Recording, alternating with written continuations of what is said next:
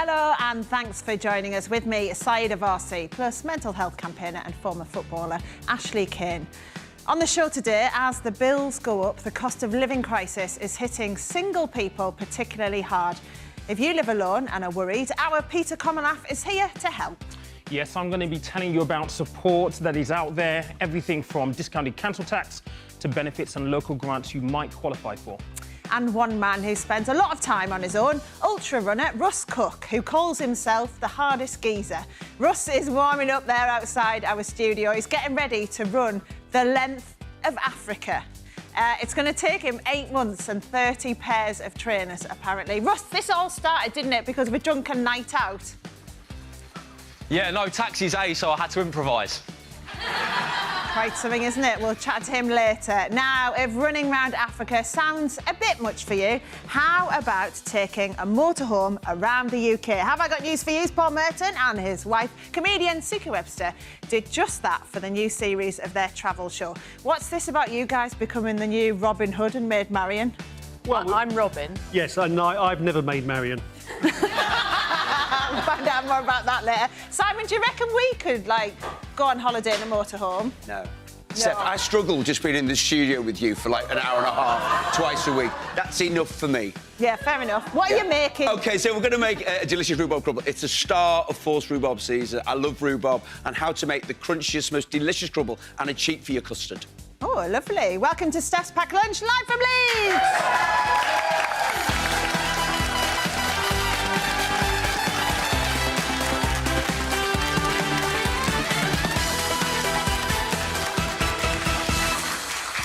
Now, lots of people have woken up to snow this morning. Manchester Airport closed both their runways for a short period, and lots of roads have been affected across the UK as well. And Simon... Crashed my car. Yeah, but you're all right. This was a minor... Yeah, so basically I was coming back from the gym and then one of the roads that I go down, it was just absolutely packed with ice. You could see all this chaos and I put the brakes on, couldn't do anything, and then just saw myself sliding at 2 miles an hour and unfortunately hit a guy's car. So apologies, Andy, if you're watching, that, Yeah. But I am insured. Yeah, and you swapped, didn't you? You did a selfie in the end as well, didn't you? Yeah, well, then when I was swapping insurance details with him, somebody came up from the other house and said, "Any chance of a selfie?" And then did the bloke you were swapping the details go, who was he like? Right, well, I hope you're managing if you are in a snowy part of the country. Let's have a look at what else is in the news. So, levelling up is making headlines today. This is the slogan that was given to a government plan to reduce regional inequality. So it was all part, a key part of Boris Johnson's 2019 election campaign. The government has announced over £2 billion for 100 levelling up projects. But analysis by the Labour Party shows that out of that pot, so that £2 billion pot, London gets 151 million, and it's still getting more than Yorkshire on 121 million and the North East on 108 million. The whole point of this levelling up was to stop London getting all the money, wasn't it, Saida? It was, but that Labour headline isn't entirely accurate because the figures... You would say that as a Tory? You know, I'm quite fair. I have a go at the Tories when I think they're being wrong. Yeah. But I think if you look at the figures in relation to per capita, per head, the population in those areas, then actually London isn't at the top of the pile. I think it's Wales, actually, followed by the North East, I think, if you look at some of the figures. So I think there's the headline, and then there's a politics, and then there's a reality. The reality is what is wrong with the levelling up agenda is, one, I think it's been oversold. It's been like the answer to everything, and we're going to wake up in so many years' time and the whole country is going to be equalised. And it won't be. Just the way in which the country's developed over, decades means that that's not going to happen that quickly. Secondly, it does introduce a level of competition between members of parliament and constituencies, so they're all bidding for projects, which you could say, well, they should have to, but I think that's where the accusations of favouritism come in. Yeah, because we saw Rishi Sunak as £19 million has gone to his constituency, which is Richmond, which is quite an affluent part of North Yorkshire. Yeah, and there has been some suggestion, I think, by the Labour Party that, you know, Tory constituencies or Tory MPs or where they're wanting to win elections in the near future are where this money is going into. So I think we need to dig beneath some of these headlines. But ultimately, I think what we need to look at is what this money is being spent on, whatever it's being spent, whoever's constituency is being spent in, what is this money being spent on? And does, you know, a new town square really regenerate that area? Or do we want what I think is really necessary, and the one thing I complain about all the time is connectivity. In the end, it's about rails and roads. And at the moment... And even internet, to be honest. Yep. And you can travel north to south, I think, fairly easily. But to try and travel east to west in this country is almost impossible. And until we get better links across the northeast, northwest, across the country... we're not really going to see There are all those statistics as well around, you know, it's faster to travel from one end of the tube to the other, and that's, you know, the distance between Manchester and Leeds is actually shorter, but takes longer than it does on the tube to go from one end to the other. Yeah, and I was talking to somebody actually who works on the show as to how difficult it's been just over this last week to try and get here from Manchester. And how far are we? You try and do that by road, it's so difficult. You try and do that by rail, it's difficult. And until we have connectivity in these northern areas, we're not going to see them. Do you always feel a little bit like that whole levelling up thing? It felt like a really good PR spin, irrespective of the party that did it. Now they're going, what do we really do with this? Because to sort out transport links is far more complex than saying, let's just lob a load of money at it. There's a whole infrastructure that needs changing. Yeah, I mean, I think Boris was good at finding that short catchphrase, which people got behind and got really excited about, and then you had to dig beneath it to say, well, what does this actually mean? I think levelling up, what it means in basic terms, I think, is that we want to have a country which is fairer across the length and breadth of the country, rather than just having certain pockets of it which do incredibly well. And I'm not sure that, you know, I think, dig down, find out whether these projects are going to make a real difference to opportunities in those areas. Yeah, well, interestingly, Michelle, you've noticed levelling up has made a difference in Barnsley. Honestly, Steph, I mean, Barnsley used to have his Barnsley market, we're outside and everything. They've got the glassworks now. So it's indoor, they've got the street cafes upstairs, they've brought all the big cinema, the bowling, and I'm also part of Barnsley's 2030, where we've done some videos and everything, trying to get businesses to come into Barnsley. So new businesses are coming in, and honestly, if you're not putting into Barnsley, they've spent a lot of money, and a lot of smaller businesses are doing better because they're investing that money. Yeah, but Andrea, you're not seeing it where you are. No, we live in Mexborough. We come under Doncaster Council. We've got empty shops. We've lost our market. And they've spent all the money in Doncaster, and they've just, like, done the new road to the Doncaster airport, and it's shut now, so... Yeah, so and that's the problem, is the disparity is still there. Let's move on to another story now. Now, some of you might find this story upsetting because we're going to talk about mental health. There are some pretty shocking statistics in the papers which show that 2 in 5 men would rather have a tooth pulled out than talk about their mental health. And 40% said they would make up an excuse rather than talk to a mate about it. I know, actually, this is something you're really passionate about, isn't it? Incredibly passionate about. I think we keep encouraging people to talk. You know, talking is great. But I think the problem with men is, now, they're not afraid to talk. They know they can talk. But with men don't like to go to someone else for help. And the problem with that is they've not necessarily built the tools, or they're not ready to help themselves or save themselves at the minute. And I think the main issue is we need to encourage people to talk, yes, but we need to build people's coping mechanisms so that when they do talk, they have ways to actually combat the mental health problems that they're dealing with. And so that they don't have to outreach to someone else, but they can manage and handle it themselves. And also they can spread their wisdom then to other people that are coping. Because as men, we love to be able to help.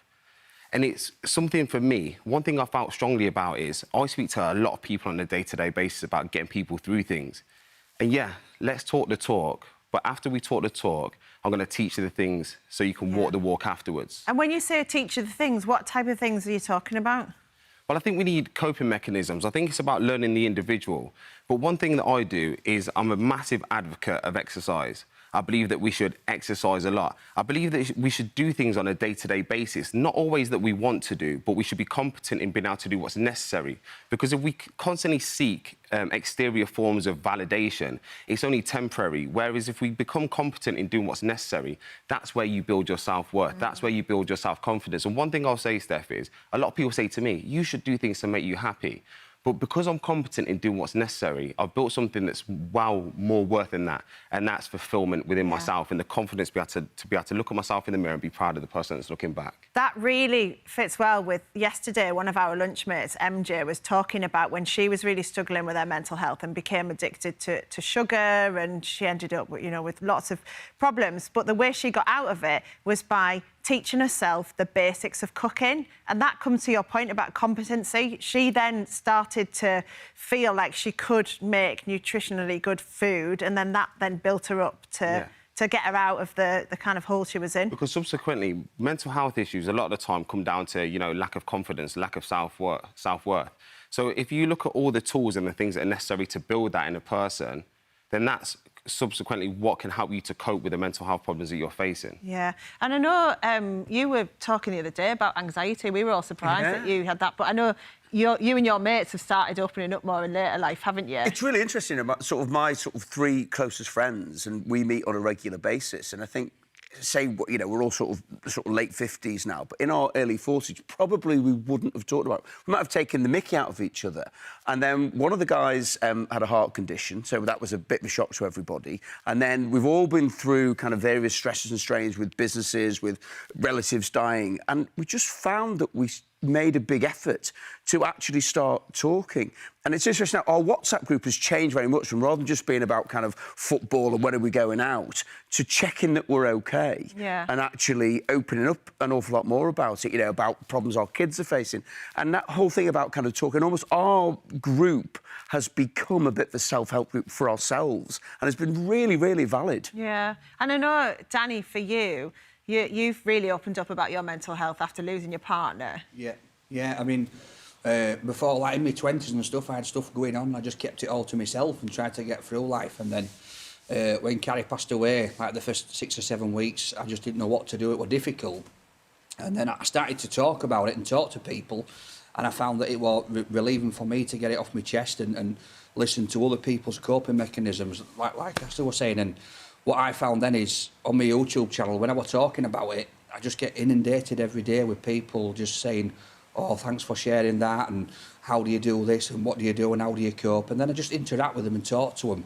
And it helped me to talk and to help people. Do you think as well, Danny, that when you hit the point where, first off, I'm sure, obviously, people have lots of sympathy for what you went through, but almost that isn't what you want. What you want is something else. You want, like, a direction, don't you? Yeah, and it helped me. It helped me go in the direction, because then I knew that people were, like I said, I wasn't wanting the sympathy. People were listening to me, and then they were opening up themselves. Yeah. And then they were saying, and I was helping. And it's over Christmas, I've had a guy that his partner's passed away, and I've spoke to him every single day. I spoke to him this morning, and just helping him talk about different things for him to cope and do.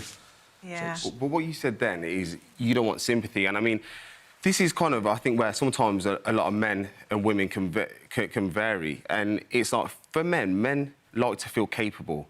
Men like to feel like they can do something. So sympathy or an arm around a man sometimes isn't enough. So it's kind of what I'm saying. It's giving men the tools that are required to make them feel capable, to make them feel strong again, so they can be somebody that can look after someone else, so they can feel confident in themselves, so they can feel strong again. Yeah. Having that direction. And I know, John, you do that within your church group, don't you? You run a support network for guys. Yeah, we've opened up a men's shed, which is a national network of men's sheds. And it just gives men the opportunity to come together with no agenda, apart from they come and make things, make bird boxes and things like that. And it just gives them the opportunity to build relationships and to talk to each other. Sadly, the two devastating funerals that I've ever done for suicides have both been men, a younger man and an older man. So the age range is shocking for men's suicides. But those things really help. just to give an opportunity for them to open up. Yeah, it's a really good idea. I should say as well, if you've been affected by anything we've just been talking about, you can get help. Just head to channel4.com/support. There's lots of support and advice there. Now, there was some big news from New Zealand this morning. The Prime Minister there, Jacinda Ardern, has resigned. She's announced that she no longer has enough in the tank to do the job. She said the job had been fulfilling, but that 6 challenging years have taken their toll. Let's have a look at her speaking candidly about her goodbye this morning. But I'm not leaving because it was hard. Had that been the case, I probably would have departed 2 months into the job. I am leaving because with such a privileged role comes responsibility.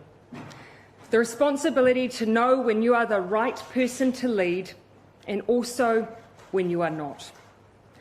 I know what this job takes, and I know that I no longer have enough in the tank to do it justice.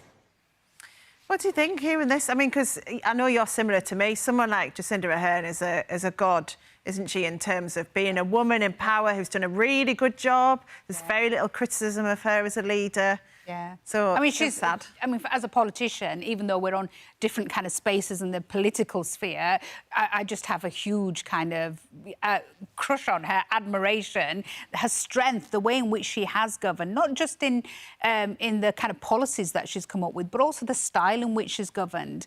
And she came in when she was going to deal with some quite big domestic issues, and then she faced COVID, she faced a natural disaster in New Zealand, they had a huge domestic terrorist attack, and in all of that, she showed this huge level of compassion, kindness, understanding, and she literally swam against the tide of how politics is done and showed how it could be done. And she did it nationally and she did it internationally. So I think she's going to be a huge loss, not just to New Zealand, but I think to the international political space.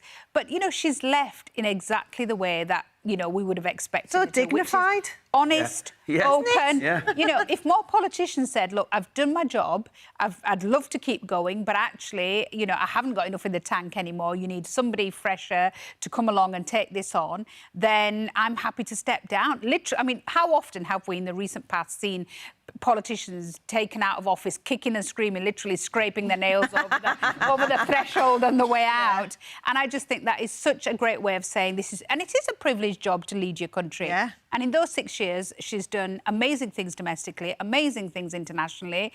And I thought there was a really sweet moment in where she said, it's time now, you know, to my daughter, I say, Mummy's going to be there more. And to my partner, I say, let's get married.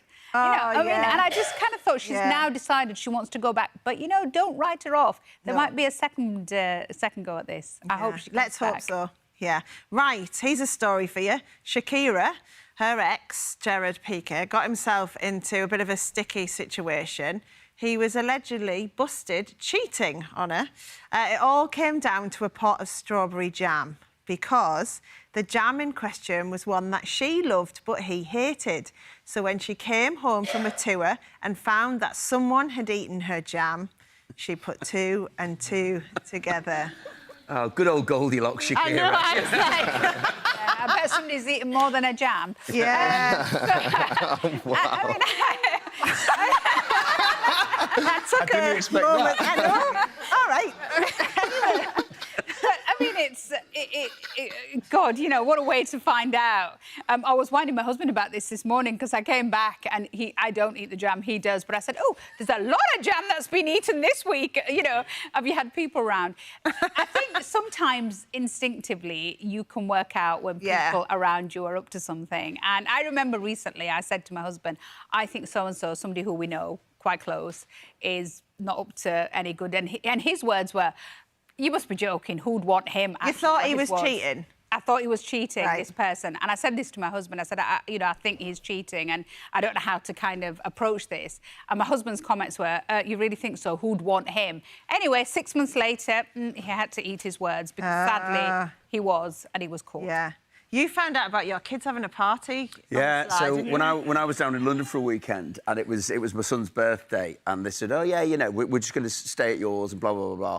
So I said, don't have a party. So we got to have a party. Anyway, I came back. You know, you just get a feeling And then so I knew, because they'd both been there, and the house was incredibly tidy, for one. And then in the downstairs bathroom, they changed all the towels, which we would never, ever do. Yeah. And the towels were hung up, which never, ever happened. But then the big giveaway, which wasn't particularly difficult, upstairs, the upstairs bathroom has a freestanding bath. And I walked in and thought, there's something wrong here. And clearly somebody, when they were drunk, had fallen against the bath. So instead of the bath being like that, the bath was like that. Yeah. So they did fess up. To be fair, I got busted having a house party when I was a teenager by a bathroom. Yeah. By the changes in the bathroom. Because, like you say, you then, as a kid, you go over the top. Yeah. And start overly cleaning, don't you? Yeah. It's like, that's suspicious. Yeah. What's gone on there? Incidentally, you're both alone with the money for the repair on the bath. Ashley, what are your thoughts then on, Well, based on what catching people? Based on what you just said, I just got used to being messy, because then whether it was just me or whether it was other people in the house, no one would be able to tell anyway, because I'm that messy. But I think for me, you could probably get away with anything around me because I don't waste any energy trying to find out. I'm kind of a person, I'll give you everything, I'll give you all of my trust, I'll give you everything, and if something comes up and slaps me in the face, I'm prepared to just do something about it then and there. Because I think a lot of the time we can delve into things, we can try and search, we can be detectives, but all that time you're doing that, you're taking stuff out of your own soul. Yeah. That didn't stop Danny, though, did it? You let your soul be taken by this. I will like Pink Pan for me. This is with an ex. So my ex, she was like, I used to pick her up from work, and she was like, yeah, I'm going to be an hour late, hour and a half, and it's happened a few times. I'm thinking, an hour late? Restaurant shuts at 9:30, why are you late? So I went to go pick her up, and I went at the right time, and I saw her walk out with this bloke, go down to the pub, have a few drinks, walk back. So I thought, right, next time they did it, I went straight in the pub. Hey, up, pal, what's going on? And there were a few blue lights when we'd done, but... I can't believe you left this to the next time. Did you say anything to it in between the two times? No, so there were about 4 days in between. So inside, I was absolutely on fire. Yeah. So I'm like, hey, you all right, love? Good morning. Thinking, yeah. And then I just waited, and then obviously the second time, I just burst into the pub and went, hey, up, I thought you were working, love. And, oh, God, I can't. Those sort of words I don't want to really be saying on TV what else I said. And I wish I'd been in the pub, sat on the table me too. next to it. I'd love to watch that I know that happen. guy left and went into RAF, so I'm expecting a fighter jet coming over. Right, still to come. Now, here's a story for you. We're going to be talking about losing your taste and sense of smell, which is a side effect of cancer treatments. So, Chef Ryan Riley has created a whole cookbook to help. He'll be making one of his dishes later. And if the thought of going for a jog makes you want to hide under a duvet, imagine being this man. Russ Cook is about to run the length of Africa. And he says running has helped him turn his life around. It all started after a drunken night out. We'll be hearing all about it right after the break.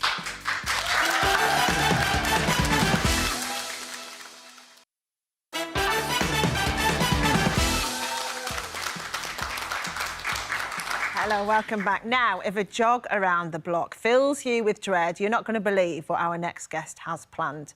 Russ Cook, a.k.a. the hardest geezer, got into running when he was going through a hard time and has used it to turn his life around. Well, now he is taking on a mammoth mission. Setting off from Tunisia, he will run the length of Africa, going through 16 different countries. He will brave the Sahara Desert, where temperatures can reach up to 58 degrees Celsius, the Congo rainforest, where he might meet gorillas and leopards, and the Namibian desert, where he may face a sandstorm, before ending in South Africa. Russ joins me now. Wow. I mean, that is quite something. How long is this going to take? It's going to be 8 months if everything goes to plan, yeah, so it's a pretty long time. Yeah, 8 months running out there. It's Yeah. incredible. I want to ask you about how you got into the running. Yeah. Because you had a pretty tough life as a teenager, didn't you? Yeah, no, it's just, had my struggles, mental health, gambling, drinking, and then I was in a club one day and just decided to run home from Brighton. So it was about 12 miles, proper painful. I was, in a state after that. And then fortunate enough, my mate contacted me and encouraged me to run Brighton half marathon with him. Yeah. So through the training process of training for a marathon, a half marathon and then a full marathon, I learned, discipline, motivation, had self-belief for the first time in a long time, and I was just able to kind of apply that to other areas of my life, and yeah, I guess here we are now, eh? Yeah, I know, it's incredible, because, I mean, you alluded it to it then about the drinking and things, but you were doing 5 jobs, weren't you? You were at college as well. You weren't living at home anymore, so you had so much going on. It was a lot at the time. Like, looking back now, I'm like, yeah, that was a wild time, but you know, we made it through, and grateful for it now. What was it that night then that made you run home? Do you know, I think, you know, it was just one of them nights. I'm in the nightclub, like 3 a.m. or something, and I'm just looking around like, what am I doing with my life, man? There's more for me in this life than this. And I just thought, let's have it off, and I had a little jog home. Yeah. I mean, 12 miles is definitely not a jog home. Yeah. How did you feel running? It was painful, I imagine you'd had a few drinks by this point. Yeah, too right. I definitely, it took its toll on me. I was taking little power naps on the pavement and that, but, you know, made it eventually. And how long did it take? Your guess is as good as mine. I think probably 2 or 3 hours. Wow. Yeah. And what was it you loved about running then? Well, you know, running's difficult. I wouldn't even, to this, there's days where I wake up now, you know, and I still think, the last thing I want to do is go for a run. But it's more what it does, you know, what it does for me. I think, you know, you suffer either way. You know, if I don't do my running, you know, my mental health will tank. I'll become overweight and I'll become really unhappy. And if I do the running, then it's painful, it's uncomfortable, but I'm a better man for it. So, you know, it's pick your poison at the end of the day, and I choose this life over the other one every time. You've really taken it to the extreme, though, in terms I have a little bit, yeah. I guess so. Yeah, because then after you were saying about your mate and doing the Brighton Half Marathon, because then you started travelling the world running, didn't you? Yeah, so I literally saved up a bit of money and just thought, I'm getting done with all these jobs that I don't like, and I'm going to go and experience something. Met an Italian guy in Kenya who'd been cycling around the world for 6 years, and I thought, that's mad, that's some way to live. I want to give something like that a go. Looked up and saw that Asia to London had never been run before. Thought, let's have it, you know? Yeah. And you did some cycling as well, didn't you? Yeah, I've tried a lot of different things, to be fair. Yeah. Not everything's gone to plan, but, you know, these things never do, and it's more about the process of, you know, of diving into something that I'm uncomfortable with and learning along the way, you know? Yeah. So tell me about this Project Africa then, because that is I mean, as you say, it's going to take 8 months. Yeah. You're going to need a lot of trainers as well. Yeah. How many trainers do you reckon you're going to go through in that time? We're estimating about 1 pair of trainers every 8-9 days. Wow. Yeah. Yeah. And so how are you preparing for it? Well, there's only so much preparing you can do. I mean, I've been out in Gran Canaria for the last few months doing training to try and replicate some of the conditions I'll be running through. So the heat and the mountains and the jungle. But, you know, it's more just getting the mindset ready to tackle whatever comes my way and just being, you know, ultimate flow state and just one day at a time, keep the party rolling. Yeah. You know?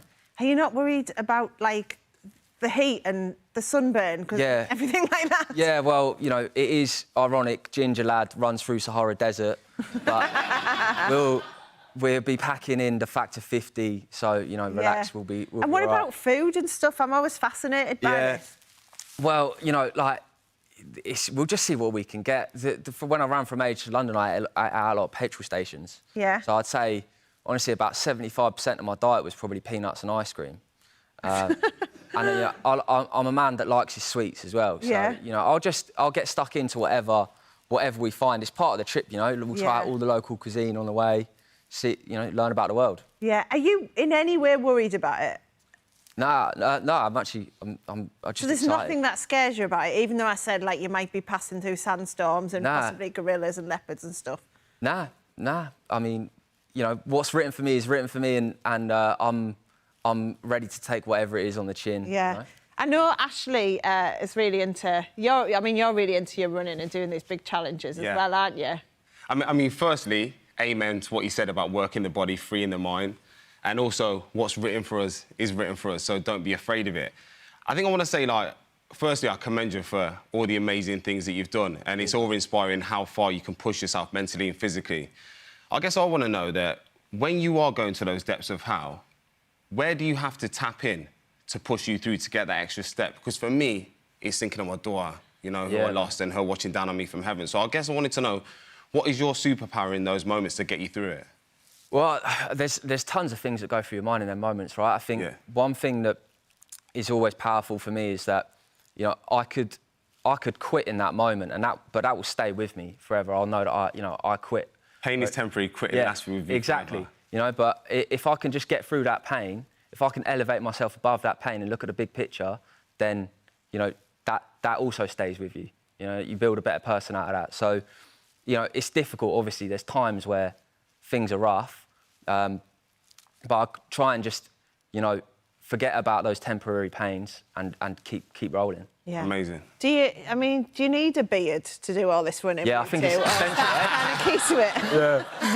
Essential. Is that where you keep your snacks? Steph, I said one thing right. I said, this guy's done that many incredible things that when I looked at him this morning, I thought, at least my beard's bigger. Yeah. Yeah, he's done me there, to be fair. And you're raising money for charity as well, aren't you? Yes, we are, yeah. Raising money for 2 charities. The first one is the running charity, which is really important to me because of the journey that I've been on. You know, I was fortunate enough to have the mate that reached out to me and said, you know, come and do this training, let's go and do Brighton Half Marathon. But there's a ton of people in this country that don't have that support, they don't have that network. And the running charity, we try and be that mentor, that guide, that friend that supports vulnerable people going through hard times. And whether, you know, they go on to run loads or we can help them live a little bit more of a meaningful and fulfilling life, then that's the goal of the charity. So that's the first charity we'll be raising money for is that one. And then the other one is WaterAid. Obviously, I'm going to be running through 16 different countries in Africa. We wanted to do something that had a real genuine impact in Africa. And, you know, there's not much, you know, on the hierarchy of needs, water is pretty low down. So, you know, if we can help in that way throughout, then, you know, that's amazing as well. That's amazing. Thank you so much, Russ, and good luck with everything as well. Thanks for having me on. Keep in touch. Let us know how you're getting on. Cheers. Now, lots of you watching will struggle with some of the same issues that have affected Russ before he started running. If you want help, you can head to channel4.com/support. Loads more still to come. We'll see you after the break.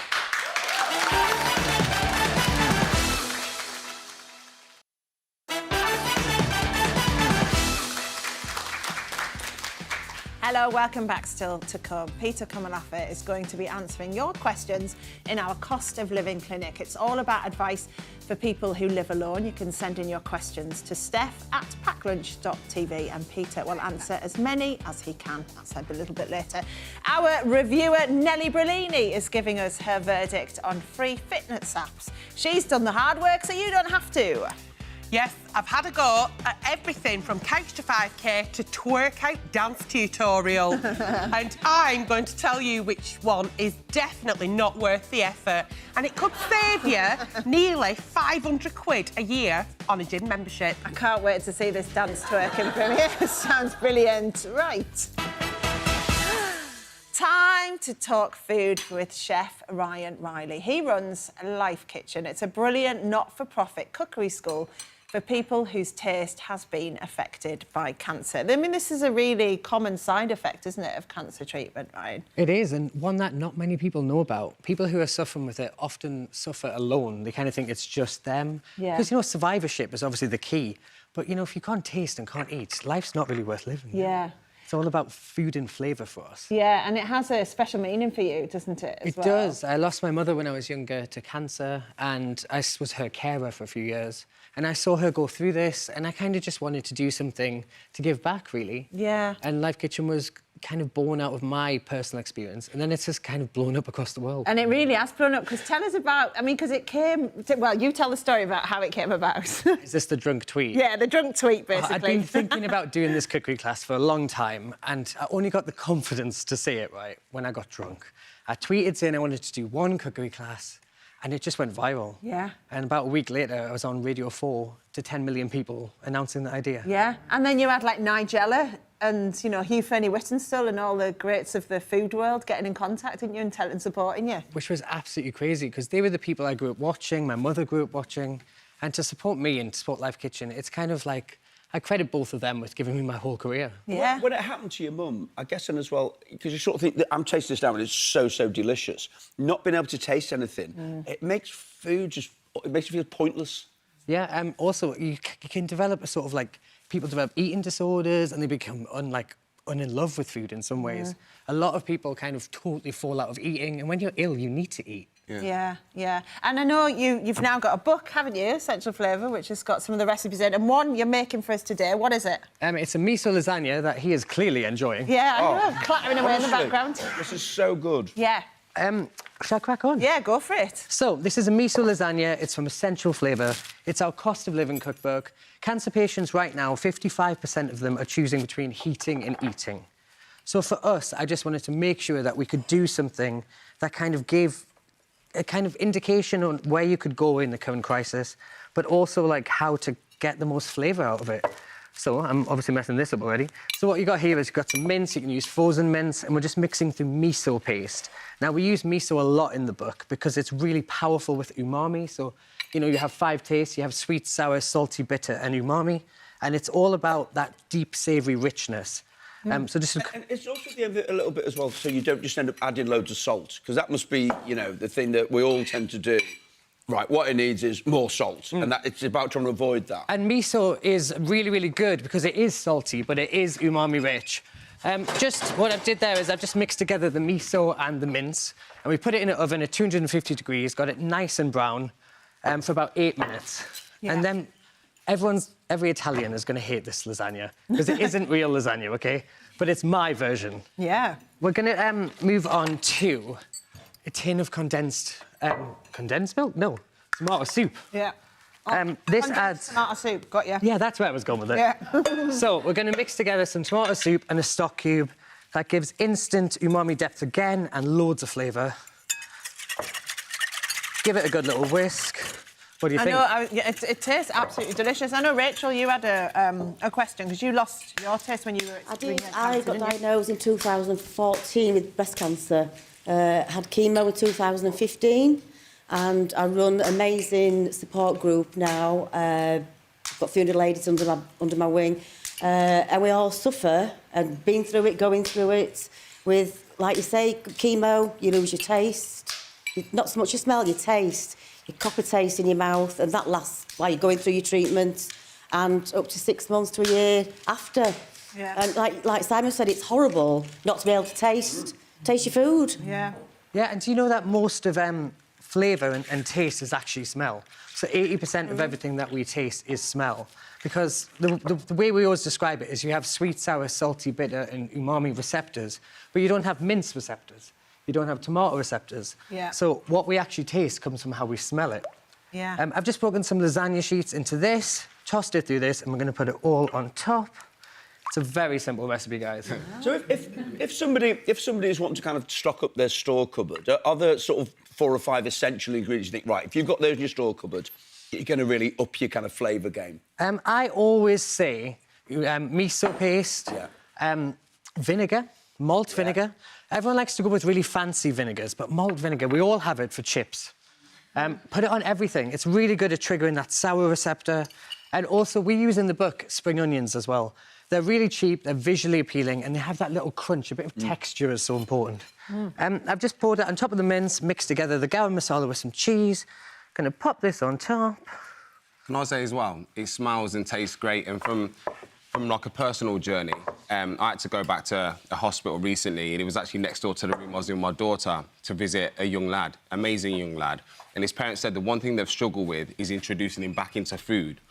And, you know, because he doesn't like the taste of anything, and even if he can taste it. So what you're doing now is absolutely amazing, because these kids who have cancer go through a lot. And to give them something that they can enjoy eating and that can get them back on their next step is absolutely amazing. And more so, it's made with the heart, man, so you can't go wrong with that. You're doing an amazing thing.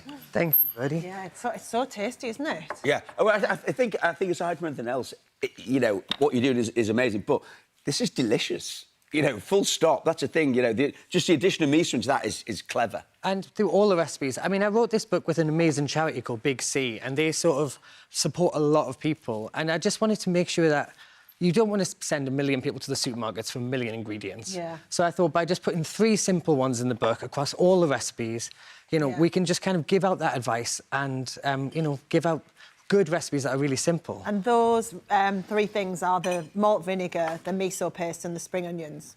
No, the garam masala. Oh, garam masala, yeah. The vinegar's just a good added extra. Yeah.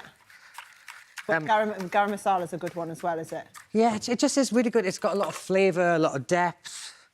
And I did some work with airline chefs a few years ago.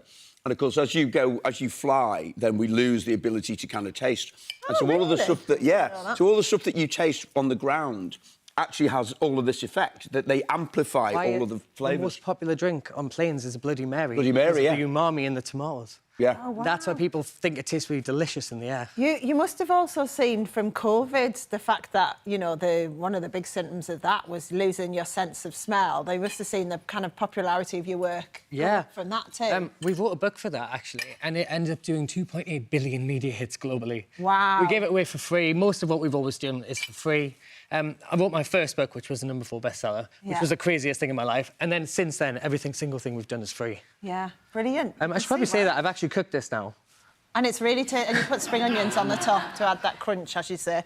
Amazing. Well, Ryan, thank you so much, and good luck with everything you're doing as well. It's a brilliant scheme. Now, still to come, have I got news for you? It's Paul Merton and his wife, comedian Suki Webster, here. Hello. Paul will be revealing his ghostly encounter with a TV legend, and we'll find out which TV show he's bringing back.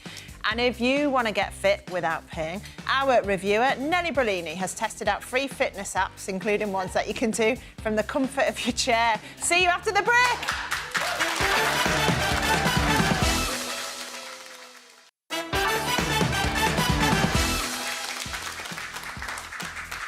Welcome back. Thanks for joining us now. We're about to have a catch-up with Paul Merton and Suki Webster. But still to come on the show, our cost of living expert, Peter Komalafe, is here with advice for people living alone and struggling to pay bills. Yes, we've had some questions from viewers, and I'll be answering some of them, including one from Irene, who says surviving on a pension alone is tough. I'll have some tips to help. And our no-nonsense reviewer, Nellie Brolini, is here to tell us about the best free fitness apps. What have you got for us? Well, if you're trying to squeeze in a workout and you're busy working day, I've got one you can do from the comfort of your own desk. I'm doing it right now! I tried to think what's going on under that desk. Simon, you're making a crumble today, aren't you? I am. As with my entire life, Steph, it is crumbling around me. So we've got beautiful crunchy crumble. It's equal parts butter, sugar, demerara sugar, and some flaked almonds in there, which make it beautiful. Oh, it sounds nice. All that's still to come. Now, if you're worried about booking your next holiday because of all the transport strikes that keep happening, how about hitting the road in a motorhome? That's what comedians and husband and wife team, Paul Merton and Suki Webster, did for their TV show, Motorhoming with Merton and Webster. Let's take a look at them in action. Now that we're parked up for the night, safely on our site for the evening, we can finally answer the age-old question, how exactly should you eat a cream tea? We'll do one half the Devon way. Yes. Which is cream first, and one half the Cornwall way, which is jam first. We could pretend you're a prisoner and I'm trying to get information. Just give me a scone, will you? Clamp down. Right, what do you reckon? Nice? Nice. Did you decide? Second time raspberry jam's come up in this show. I know it. Yeah. For better reasons, I hope, with you two this time. Yes. This is the second series now, Yes, isn't it it? is, Yeah. What's it like, Paul? It looks like you have a lot of fun. Yeah, it is fun. I mean, we met. We were getting the train from King's Cross this morning to come here, and a woman came up to us and said she's bought a motorhome on the basis of this series. Oh wow! So I mean, and our postman said the same. Postman said the same thing. Yeah. I mean, it is. Particularly during lockdown when people couldn't travel abroad, you know, it wasn't so easy. The idea of sort of like getting into your motorhome, driving somewhere, and then getting out and you're there and you're on holiday, I think it's very appealing. Yeah. I know I suppose it's good for the economy of the country as well. You know, the people are spending their money here on these islands. So yeah, we really enjoy it. It's good fun. You do a lot of activities, Suki, as well, don't you? Yeah, which I love, I have to say. So we've done this series, archery, paddle boarding. I became a shepherd for a day with 3 sheepdogs. Yes. Were you really good at it? Oh, no, the dogs pay absolutely no attention because the guy that trains them does it for years. So I had him stand behind me, and so he was doing the whistles and I was pretending, so it looks like I'm doing it. This is a nice place you got here. It'll be nice when it's finished. Yeah, thank you. What do you think we need to do to it to finish it off? Wallpaper, a bit of wallpaper. Bit of wallpaper. Yeah, I think so. I know what you mean. We're just bedding in, I think. You know, we're only 500 episodes in. Plenty to do. You got to feel what you're going to decide is right. It takes time. You did archery as well, that you're going to do. You're going to carry on doing. Well, we quite like the archery, don't we? It's really good fun. You feel, you know, quite empowered by it. Yeah. And so, what you're literally going to start doing it in your spare time then as well? Well, I mean, it's the sort of thing you shouldn't really practice it indoors. It's, you need to have outside space or access to an open window. I think that, there was something very enjoyable about, because at first you can't do it at all, but after a while you start to realise how you should sight the arrow and the bow and stuff, and so you get the hang of it after a while. And it's something quite satisfying about actually managing to hit the target rather than just the field. Yeah, yeah, I bet. But you said about people saying to you they're buying motorhomes and stuff off the back of it. What would be your top tip, Suki, for if you're going to go off motorhoming? I would say, firstly, rent one, because they come in all different shapes and sizes and configurations. And so rent before buying and rent a few and work out what do you like. Do you like an island bed? Is the kitchen important to you? Do you want to build your bed every day from the sofa?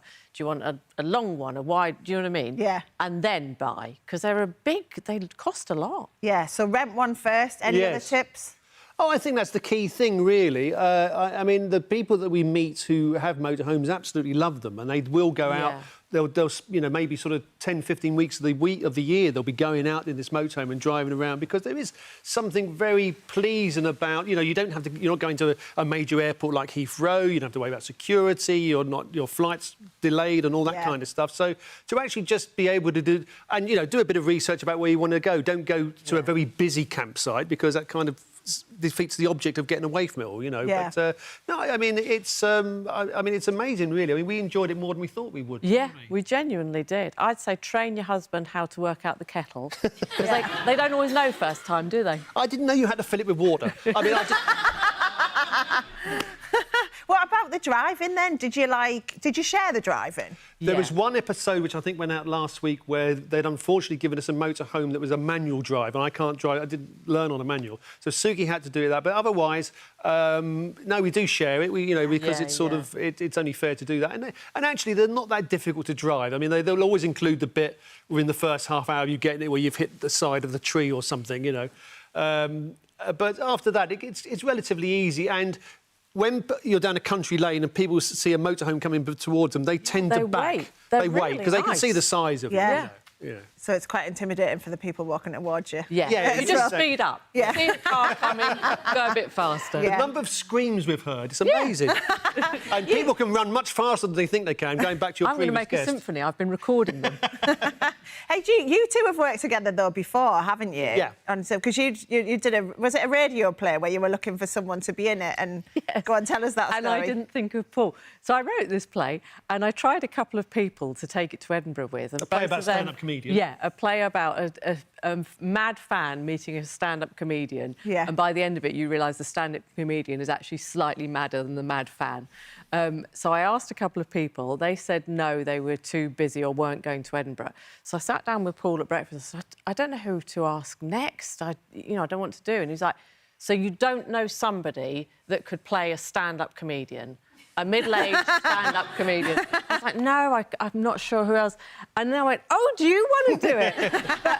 But, professionally, I always separate and go, it's Paul Merton. I don't know if he'll want to do a little play in Edinburgh, So when he said yes, I was like, oh, that's brilliant. It's just a different discipline, because we do a lot of improv where, of course, you don't know what's coming next or whatever. So, but with a play, you've got to learn the part, and there's that bit where you say, OK, that's a dramatic part every moment there, that's that funny bit, I've got to try and make that work there. So it's a different discipline, so I enjoyed it. Yeah, and obviously you and I have worked together on Have I Got News for You? I know I'd seen you before. Yeah. I said, didn't I? Yeah, I've seen her before. you said she looks familiar. Didn't you used to drive a bus in Ealing? But I knew I'd seen you somewhere. I'd seen you somewhere, I knew that. You always make me laugh so much. And I've always wanted to ask you, do you prepare for Have I Got News for You in any way? Because I know you're not bothered about keeping up with all the news and stuff, are you? I mean, what I would do is, I used to, when it first started, a long time ago, I used to get all the papers and read them, and then after a while I realised I was reading the same news over and over again. And then, of course, I realised that, of course, on that show, the first round, which will be what's in the news that week, will be based on the TV news. So I watch the TV news, because they'll need footage to illustrate whatever the story is, So I haven't. I mean, but when it's not on, I'm not following the news at all. So I mean, we'd probably this week, for example, just saw it on your programme. Probably the resignation of the New Zealand Prime Minister might pop up. Yeah. You know, so it's going to be the big stories. Yeah. And do you have, obviously, apart from me, a person who you have as the dream host? Bruce Forsyth. Yes. Yeah. Bruce Forsyth. When Bruce did it, I mean, if only just for the look on Ian's face. Yeah. You know, he was appalled. Do you remember, obviously you will remember, when Boris Johnson hosted, and then Yes. since then everyone's gone on about how he should never have done it because it made him more popular and therefore lots of... Because there was no chance that this oldie Tony man who went to Oxford University could ever become Prime Minister. Yeah. What do you say to people? Well, that's probably your response when they say that. Yeah, I mean, you know, it's... I mean, the people who voted for Boris have never met him.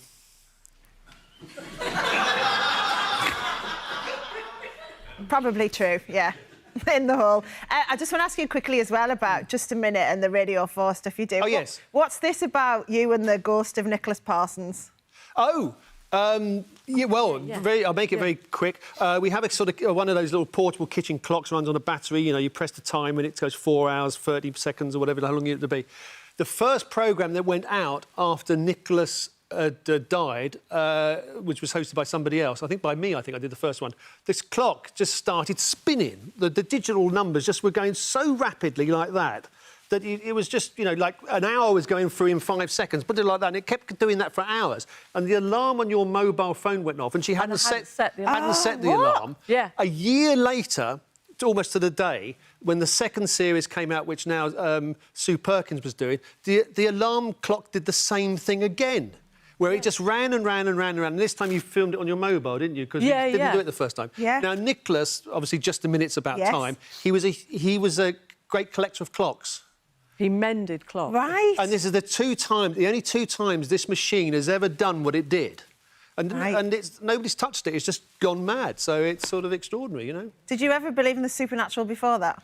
Not until I met Nicholas Parsons, no. Thank you so much for coming in. Oh, thank you. Thank you very much. You here.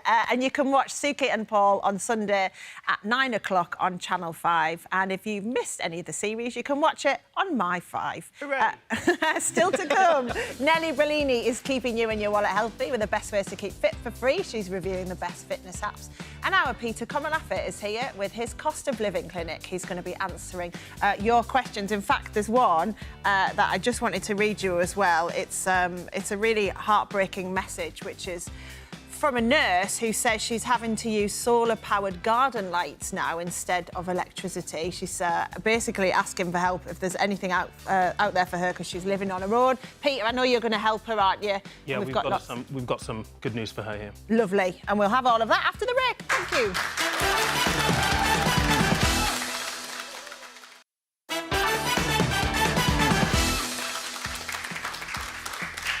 Hello, welcome back. Now, Nellie Bellini has been finding out how to get fit for free, all from the comfort of your home. Absolutely. Yeah? Yes. So these are fitness apps we're talking about. Fitness apps, they're all free, easy to download because I was able to do them, and easy to access because I was able to find them. Yeah. So, yeah, start off with the Couch to 5K. Ah, you see, I've heard good things about this one. It's NHS run out. It's a lad who wanted to get his mum off settee. She's in her 50s, never ran before. And I thought, I'll give it a shot. I'm not going to do running, but I'll try, because a lady of a certain age, she expelled gases and liquid, and I thought, it's not going to be very attractive, this. We'll give it a go. And I did. Yeah, should we have a look at how you got on? Yeah. So we've got a 5-minute warm-up walk. Auntie Nellie doing what she's told. That's the first. It's now time for my 60-second run and go. Go on then, so what did you think about this? Do you know what? I really enjoyed it. So you download it onto your phone, pick who you want. I picked Sarah Millican. Yeah, you can have a different celebrity, be the voice of it, yeah, can't you? So it's like going out on a run and a walk with your mate. Yeah. Nellie no mate, stuck her mate with her in her ears, put them in, press play, off I went. And apart from telling the neighbours I'm all right, I don't need a lift. Yeah. They've all, it's like, Nellie, you're all right. I'm doing my walking. But yeah, it you know what? I right enjoyed it. Yeah. And I weren't doing fast running. It doesn't put you out your comfort zone. There were some times I were in before she told you you'd done well, but don't tell her. But I managed it. And it's literally 3 times a week with a day rest, and you start off with a warm-up. Yeah. My mum did it, actually, and it got her really into running. Yeah. So, like, now she goes for 5Ks quite regularly. I'm not putting too much pressure on myself. I don't know whether I'll actually do proper running, but I'm doing a lot better than I did. Does it get a nod from Nelly? It gets a nod. Excellent. Right, the second one, you didn't even have to stand up, did you, with this next app? No. By time I'd worked out my left to me right, because that's how I know what my left side is, by doing an L there, timer had gone. What do you have to do? What is it? Right, you download an app onto your phone and you set it so it goes off every hour, and it reminds you to come away from your desk. So it's for people who, like, work at home now. A lot of people got into that in lockdown, didn't they? A lot of people work solitary, they're looking to a computer, they're sat down all the time. So it gives you that, come away from your desk. What's it called? It's called the 1 minute desk workout. So it's to encourage you to get up from your desk every minute? Yeah. And so every hour. it's like every hour, and an alarm goes off? Yeah. And that...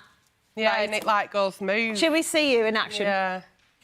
So it tells me firstly to squeeze my hands. Now, I've got right-sided weakness, but I'm squeezing them.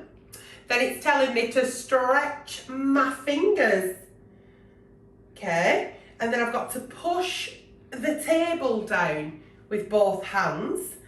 And I've got to push the table up, with both hands. OK, well, that's good, isn't it? Look at that, how strong am I? And the timer went off before I'd even set off. Does it get a nod from Nelly? No. I quite like the look of that. Anyway, what's the next one? This one is provided by the NHS, isn't it? Yeah, so you go into the apps at the top, it's online, you pick whatever you want, there's loads of different exercises. I weren't sure which one to pick, so I went for... Nelly does a bit of belly dancing, or maybe belly bouncing. So, yeah. So what's this app called? It's called the NHS Video Workout. Right, so you can pick dancing, yoga, stretching. It is really good. So you picked Nelly does belly dancing. Let's have a look. Oh, so if your hips are going that way, where's your arms going? Nice. Oh, that's not... I'm not... One thing I'm not is soft. Oh.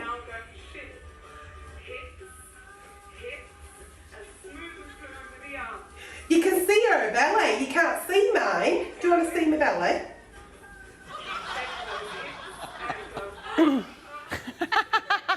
You were good at that, you know. You've got Can I just say, that is all paid for. So, do you know what? I really enjoyed that. It's for everybody. You can do it with your mates, your family. I mean, don't pull people in off street, but kids can join in. And it's like, I didn't believe how much of a workout I felt, because it raised a bit of, like, a sweat, and I were a bit out of breath, but I really enjoyed it. Does it get a nod from Nelly? Absolutely. Excellent. Right, this next one sounds really intense. It's called The Fitness Marshal.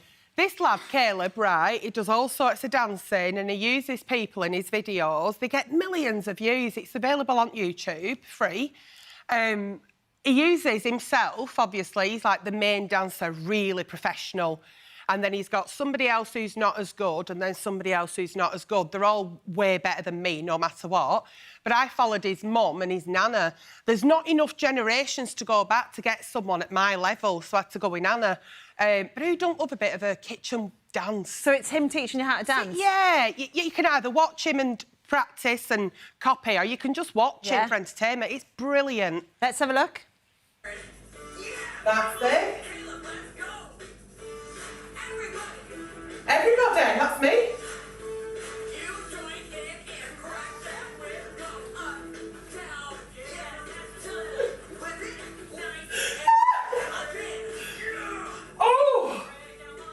Oh, I get it. You're cracking a whip. Oh, speed it up, crikey. So that's not an app, is it? That's on YouTube. That's so on videos YouTube, yeah. You just you can pick whatever you want as well. He does hundreds of them. It's really good fun. Does it get a nod from Nelly? It gets a nod. Ah, yeah. finally, tell us about the last one. Sounds fun. Yeah, so this lady, Foxy Roxy, says she's going to help me tap into my feminine energy. By doing what? Twerking. Oh, yeah. Yeah, so twerk and work for me, it didn't work. So this is what, her teaching you how to twerk? Yeah, so she's again on YouTube and she tells you, she talks to you, says copy me and she'll teach you how to twerk. Yeah, it didn't work. I am desperate to see this Didn't video. work. Let's have a look. Oh, we're off. Rest your hands on your knees, we're off. Oh. Don't put any weight on your knees, she says. Yeah. Oh. Nice and easy, and I'm gonna just check a little bit around. I don't think I'm doing it right. I really want to make sure there's a lot of room in that. Does it get a nod from Nelly? No. No. No. I love that. I think if I had all that on here, yeah, I'd be well fit. But I think I'd be able to twerk. I don't think I've got bits in right places to do it. I don't know. It didn't work, Yeah. Steph. It didn't work. Which was your favourite out of all of them? I'm continuing as we speak the Coach to 5K. Are you good? Yeah, good. I'm loving it. Yeah, excellent. That's Yeah. brilliant, Nelly. Thank you very much. You're welcome. Thanks for having me. Right, still to come, Peter Comalaffit is answering your questions in our cost of living clinic. And new advice from the Canadian government recommends people only have 2 drinks a week. Could you do it? We'll be discussing that later. And Simon's cooking rhubarb and blood orange crumble. And you've got a top tip to share, I believe? I have. It's just about making your crumble extra crunchy, but hang on, what a cliffhanger. EastEnders, eat your heart out. Yeah. Do. See you after the break.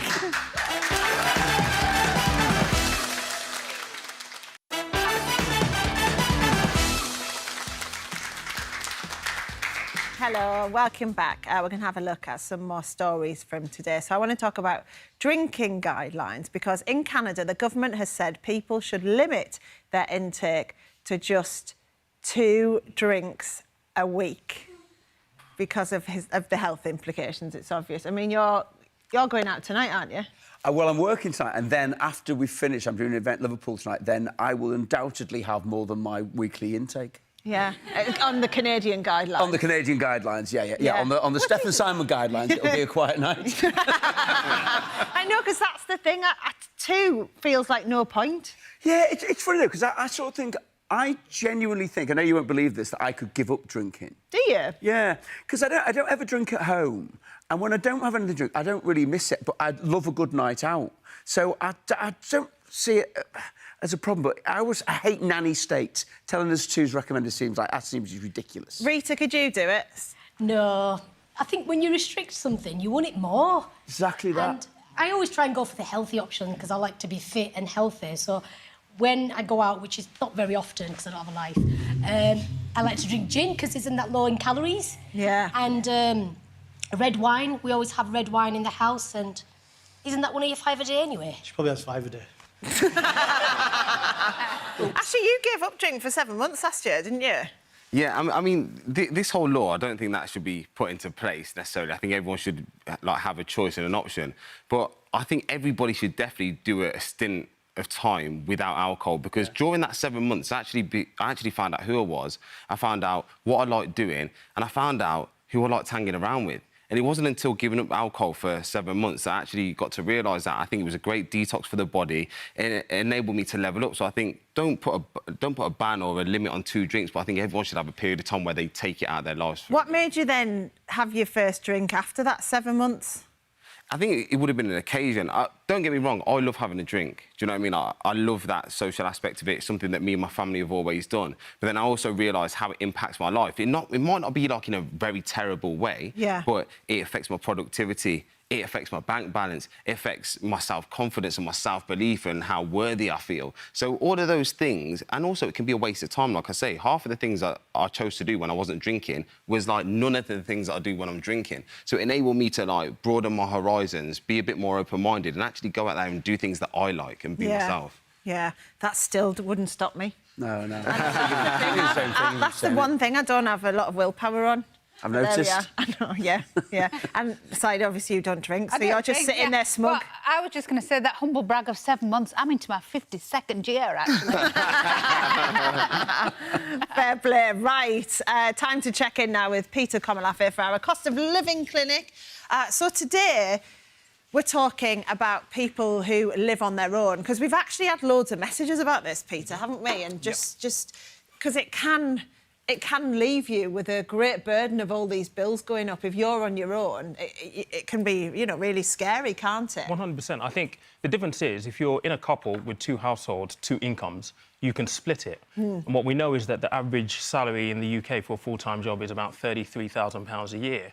And when you compare the expenses for someone who's single versus someone who, in a relationship, you're talking, you know, £1,850 a month for bills, internet, Netflix, the necessaries for a single person versus £991 for a couple. So you can see that that's quite a big disparity because you're working from just one single income. Yeah. So, but there are areas where it can benefit you being on your own in terms of something like you can get a council tax reduction, can't you? Yeah, that's right. I mean, look, we spoke about this last week. Council taxes are going up in April, and you can have the single person's discount on your council tax, which is 25%, which is quite a big chunk because I did a little bit of research. We're in Leeds right now. Band A is the lowest, the cheapest you can pay for council tax, and that's £1,250 a year. So when you take off 25% of that, that's £310 a month. What's the eligibility then in terms of that? So obviously, if you're totally on your own in the house, but there is some instances where there can be people living with you. Yeah, so even if you've got an adult living with you, as long as they're in education or if they have like a severe mental incapacity or disability, then you can still have that benefit as a single person living in the house. Yeah. They have to be in education. And what about if you've got kids? In education as well, and if they're younger, under the age of 16, they're fine. Yeah, that makes sense. Now, this message we've had from one of our viewers, I have to say, is really heartbreaking. So this is from Claire. So she said, "Hi, 17, thanks for covering this topic. I haven't seen anyone else looking at this from a single-person perspective. I'm 39, work for the NHS and earn about £26,000 a year. I have my own home, which is through shared ownership, the scheme, and I'm really proud that I've managed to do this all on my own, rightly so. I have single-person discount on council tax, so she's made use of that, which is fab. But this is the only support I have. I'm trying to cut down on energy use by using garden solar lights in my living room rather than using electricity. I would love some tips that help single people. I've cut down as much as I can. I don't go out or go on holiday. I feel like I can't date as I have no spare cash to cover clothes, getting glam or dating apps." Yeah. I mean, Claire, thank you for sending this in because you will not be on your own. That's the absolute tragedy of all of this, isn't it? It's difficult to listen to be honest, because we talk about the cost of living crisis and the impact that it is having, and she's right. I mean, to get on the property ladder using shared ownership is a massive achievement. I mean, home ownership is probably one of the biggest challenges people face now. And shared home ownership is great because, you know, you can buy part of the house, you rent the other part, and you can staircase as you go along. But you should most definitely be proud of what you've achieved there. Now, I had a look at this earlier, and one thing I would ask them to do is go on to Turn to Us. So on there, they have a grant checker. So you pop in your postcode, you pop in where you work or what kind of profession you work in. So I put in healthcare, I put in my postcode, and there were 20 grants that came up on Turn to Us. That doesn't mean she's necessarily going to be eligible for all of them, but there are possibly 20 grants or at least 1 or 2 that she might be able to get to have a little bit of help. Yeah. I would also suggest, you know, on Turn to Us as well, they've also got a benefits checker. It will take you probably about 10 minutes of your time. Put all of your details in. There might be some other benefit that she can apply for under universal credit. But I think there is one really, really big point. We've spoken about mental health here a little bit earlier on. We know that if you are worried about money, covering the basics, the essentials, you're 4.1 times more likely to be going through anxiety. So really focus on trying to take care of yourself and your mental health, because that's a really, really big factor in this cost of living crisis. Because clearly, Claire, by the default of working for the NHL, is caring for so many other people. So, you know... Don't forget to look after yourself. Yeah, that's really key. But that's a really good point, that, about turntous.org.uk. So anyone can put in their postcode and see what grants in their local area they might be eligible for. So... Another message. This one is from Irene. She says she lives alone. She's on a very limited occupational pension, which is below the income tax threshold. And she says she's finding it really tough. Yeah. So pension credits will be one to have a look at. There is a calculator on the government website. So there it is right there. It will probably take about 5 minutes of your time. Pop your details in there. It will tell you what you might be eligible for. But one of the key things to remember about pensions credit is it is a gateway to other benefits. So maybe even things like housing benefit, for example. So if you qualify for that, there is potentially other help that is available. We've said it on the show before. A lot of people don't claim this. At last count, there were 850,000 households that don't claim this. That leaves £1.7 billion in unclaimed benefits. So really go and check that out and see if that's a gateway to something more for you. Yeah, and again, it's probably worth, Irene, using that Turn to Us site as well, just to see what grants there might be in the area too. Thank you, Peter, and thank you so much for all the questions you've sent in, because, you know, you might feel like you're on your own dealing with all this, but by sending in your question and telling us about, you know, what's going on in your life, you can help so many other people too. So, you know, both Claire and Irene are not alone in all of this. Absolutely. We want to try and give you as many tips as we can. And I think that's the important thing. You're not alone. Ask for help. Speak to people. Yeah, and you can email us, steph@packlunch.tv, with any questions or anything you think we should be looking at. We want to hear from you. Right, I want to hear from Simon now. So we're going to make a crumble. So it's that time of year when the beautiful false rhubarb that you get here in Yorkshire is about to go on the market. We're actually, there's very little of it in the shops at the moment, so we're using non-false rhubarb. False rhubarb, if you've not seen it, it's paler pink, it's delicious, and it's grown under false lights, basically. Started in the walls, Wakefield Triangle, as it's known, the rhubarb triangle, and it's quite amazing. It's so beautiful. John did a whole thing on that for us. He went out and did a film about how you brilliant. Yeah. It's amazing. I've been in there, and it's like you're in something. It's like you're in the X-Files. Yeah. And you can actually hear the rhubarb grow, because when the pods open, you're in there, and it's just got a very small amount of light, and you hear them go, and it's like. It's really quite brilliant. Anyway, so false rhubarb is a great thing. One of the very few false things that we actually prefer, if you like, to naturally grow. So what we've got, our rhubarb, first of all, rhubarb, of course, is very, very sharp. So you do need plenty of sugar for it. So we chop the rhubarb into about 50ml pieces. What I've got to say, first of all, however, when you were doing that with Peter over there, Ash said to me, he goes, oh, that's such weird. I said, why don't you start? He goes, can I? He asked for permission. He got his permission. And he's done already. And it's gone. You've been a good boy. You can have another portion at the end. You've been very, very good. I just never know what to do. There's always nice food, and I think I don't want to eat it in case they go, oh, this is, you know what I mean, this is what I made, and tend to give it to me. But I had to eat it, and it was beautiful, by the way. Thank you. Great. Thank you. Now we can find out how you can make it. Yeah, so if you get the rhubarb, put a load of sugar on there. And again, with the whole thing, whenever you do rhubarb, whatever the recipe says, I think you've got to do it to taste. And this is slightly difficult with mine, because we're going to bake the rhubarb. I'm not going to cook it in a pan. So once you've got the rhubarb and all the sugar, pop that into your dish with all of that lovely rhubarb, and it looks beautiful. And then, of course, my obsession with having slightly sticky fingers, I now need to wash my hands because it's making me feel slightly uncomfortable. My anxiety is rising. Is it from having sticky hands? Is it that, which is a terrible thing as a chef to have as... Oh, yeah. I mean, we all spend our lives kind of washing our hands anyway, but, yeah, it really does. As soon as my fingers are kind of sticky, it really... Right, so in here, we've got blood oranges. Just blood oranges. Blood oranges are around at the moment. It's a great season for them, so we get a really nice in-season ingredient, which means that they're cheaper. So what we do, we've got the juice of the blood oranges in there, and then we put the zest in. The zest is always brilliant because you have the oils from the fruit in it. So that means as well as it just being sharp, then you also get that lovely background flavour. You're being actually very... good there, aren't you? I am. Well, I don't feel as bad now after I've heard you finished it all off. It is amazing, though, Simon. It's so delicious. And then what we do with the orange, and we look at this is why blood oranges are so beautiful. They look incredible. And just run your knife around so you're peeling it sort of on the curve. How would you describe the taste of a blood orange? It's like an orange. It's not, though. It's almost like a slightly more... it's almost like an orange that's had a special baby with the Campari. I always think, you know what I mean?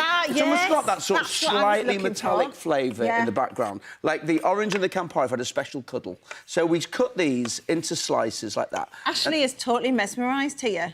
It's like... I kind of want to say that, can I have a bit to try? Oh, yeah. There we go. You should be happy. There you go. Thank you, mate. So we get... Yeah. I can't compare it to a Campari because I don't know what one is, but it tastes nice. So then we get our sliced blood oranges and just stick those on the top. Now, I'm kind of doing this because, you know, I'm a bit chefy, you don't want to do that. To be honest with you, you could just mix all that together. You don't have to worry about it too much. Then, what we've got is got the juice in there. Into our pan, we pop in all of this beautiful juice and all of the zest into there. And the colour of blood orange juice is lovely anyway. Then we have a load of sugar, because we want to sweeten up the rhubarb further. Couple of cinnamon sticks, just break them in half. How much is a load of sugar, just for anyone who might want to make this? It's on the website, Steph. Fine. Thank you. Yeah. I've got that bit later on when I say, if you want to make my rhubarb crumble, or in fact any other dishes that the chefs on Packed Lunch make, then just search for @PackedLunchC4. OK, and what it says on there is it's 100 grams, 100 according grams. to the website. Yeah. Okay. Thank you. So then we get some star anise. Now, star anise, again, what we're doing now, we're bringing up different flavours in here. So rather than just being kind of rhubarb and sugar and orange, we've got cinnamon in there, and we've got star anise. Love star anise. And then just a little drop of vanilla goes into there, OK? Bring that to the boil, and the sugar will make it syrupy. And it comes to the boil, bubble, bubble, bubble, bubble, and we end up with this delicious juice. I'm going to let you have a little taste of that. I mean, that just as a juice is lovely. So it's sweet and tasty. Oh, God, that's gorgeous. Isn't it? Yeah. All right, so again, if we weren't in Canada, then imagine that with a vodka. Oh, yeah. Wouldn't it? Vodka makes me violent, don't forget. You could have a... Tequila? Gin. Gin? With the gin, yeah, it'd be nice with gin. Gin you and could rhubarb. put that in a bit of Prosecco. Yeah, you could. Yeah, anyway. Or champagne, which is the lifestyle Stephanie now has. So we pour the juice on the top, and then our crumble topping. Right, so when you make a crumble, equal quantities, flour, demerara sugar, butter, and then we're going to put a little bit more cinnamon goes into there. And then when you make a crumble topping, if you do that with it, it's going to become lumpy. Right, make sure that your hands are always this way and they're open and that you're in a good mood, right? And then what you do is you rub across. So you rub your thumbs across. Don't let yourself go that way. You'll get angry. So this is good for you. This is good for your well-being, Ash. You can adopt this. I used to make crumble with my grandma all the time, so yeah, I understand. Yeah. Or you can do what they call cutting in. So with a knife and just cut it in like that. But there's something quite nice about getting the feeling ingredients. But don't worry if it doesn't all come together evenly and you end up with little flakes like that. When it cooks, it will be absolutely beautiful. You don't need to worry about it. We'll get to that. And then, when we've got to that, we put the almonds in there, chuck all of that on the top, and we bake our crumble. Right, so here's our little tip. I'm going to make custard with this, but I'm going to cheat. What I've got shop-bought custard. When that's warm, I've lightly whipped some cream. Oh, you dirty dog. I know, isn't that utter filth? So rather than just having that slightly processed flavour of custard, whisk in a bit of lightly whipped cream, and you have the sexiest custard that you're ever going to have in your life. I don't think anyone's ever called custard sexy before, but hey, it's the first time for everything. Can I so ask then what we do, we get this beautiful crumble and scoop all of that out. Oh. And then, just depending on how much this juice you want, now I love the juice, so we're going to have a little bit more of that juice goes on there, Steph, because I know you like it. And then, this amazing, warm, creamy custard. Filth. Ash, would you like another bowl? I was about to move mine out of the way, yeah. A very, very, Can I just ask you, have you seen that story today about Asda not using use-by dates on their own brand products anymore? Yeah. What do you think of that? I think it's really good. I always sort of think that, you know, we should be trusting ourselves. I think, you know, I have a real thing about kind of nanny state. You know if something isn't right. You know, have a little small taste of it, have a little sniff of it. I think it's a good thing. Because I think sometimes we get so driven by it that we're wasting food, and there's so much food waste in the country anyway. anyway. I don't think it's a bad thing. But How's even that? on yogurts and milks and things like that, I want them to meet me halfway. Do you? Yeah. If they tell me what the date is, I'll ignore it and then Yeah. use my brain, you know, to work it out. Whether But you always want a guideline. But I want a guideline. I think complete no date on it would freak me out. I think, oh my God, this is But too you much. can tell with a yoghurt, though. You know when it's off, don't Might you? be too late. Put it in your mouth, make yourself sick. Well, have a sniff before you do it. I still want a guideline. You can normally tell by what it looks like anyway, can't you? Yeah. Anyway. Yeah. Anyway, thanks for that, everyone. Thank That you. is absolutely delicious, Thank by the way. you. The custard's amazing. Right. Tomorrow, we are taking you to Hollywood. Yeah, Spielberg's latest blockbuster, The Fabelmans, has been tipped for big success at the Oscars. So we're going to chat to the star, Gabrielle Labelle.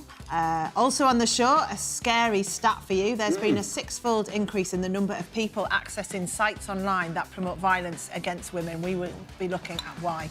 Plus, the Coupon Kid is here with some more ways to save this weekend, alongside Marcus Brigstock and Jackie Smith.